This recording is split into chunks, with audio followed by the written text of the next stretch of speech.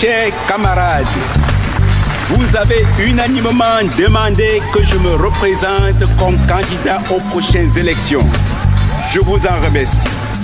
Le jour tant attendu est proche.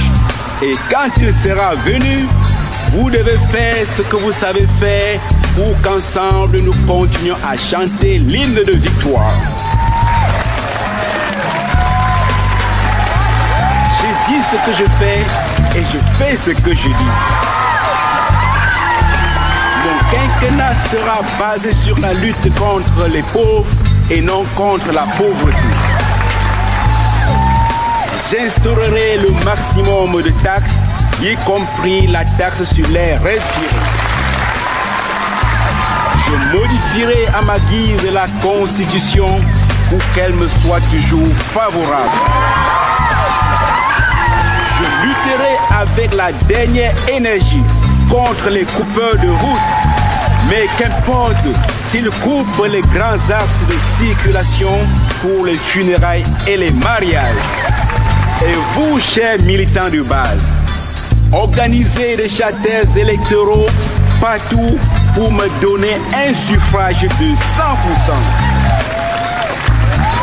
Faites voter même les morts et les enfants de 12 ans. L'essentiel, c'est ma victoire. Bourrez les urnes comme vous pouvez. Faites des bureaux de vote informels, même dans vos domiciles. Chaque militant sûr doit avoir 10 cartes de vote et votera partout où il pourra. Par contre, empêchez autant que faire se peut aux adversaires d'avoir des cartes. Prenez du riz et de la viande. Votez-moi, car ma victoire est déjà acquise. Et vous, chers corrupteurs et corrompus, je déposerai pour adoption à l'Assemblée nationale le projet de loi légalisant la corruption. C'est aussi une façon de faire la volonté du peuple. Et vous, personnes handicapées, vous qui avez longtemps demandé sans avoir, vous aurez sans plus demander. Vous aurez votre parlement. Je créerai le secrétariat d'État aux personnes handicapées. Et pourquoi pas le ministère chargé de la promotion et de l'insertion socio-professionnelle des personnes handicapées. Et papa promesse toujours des bonnes promesses à ton peuple. Sans exception. Placez-vous sous le parapluie du parti qui gagne en finançant ma campagne électorale.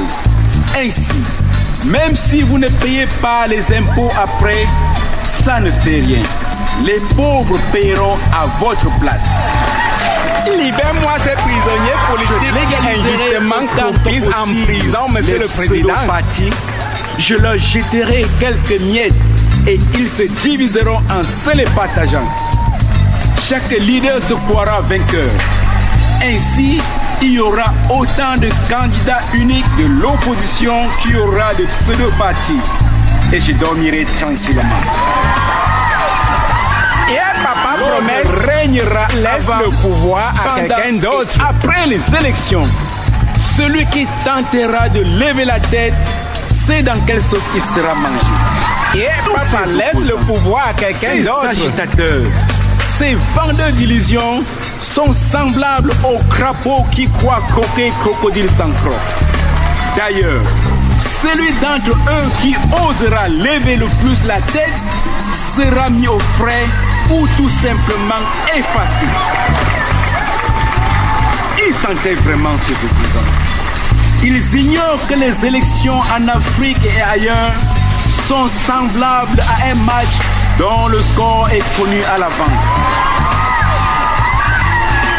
Je gagnerai indubitablement. Et au lendemain de la formation du gouvernement, chaque ministron, que dis-je, chaque ministre ira dans son village distribuer des bœufs et du riz. Les villageois m'écriront les motions de soutien. Ils me remercieront l'homme Dieu Tout-Puissant, le guide éclairé d'avoir pensé à un de leurs fils. Vive le président naturel, que dis-je, le président à vie du parti unique et négrocratique de la mangeoire nationale. Après moi, le déluge.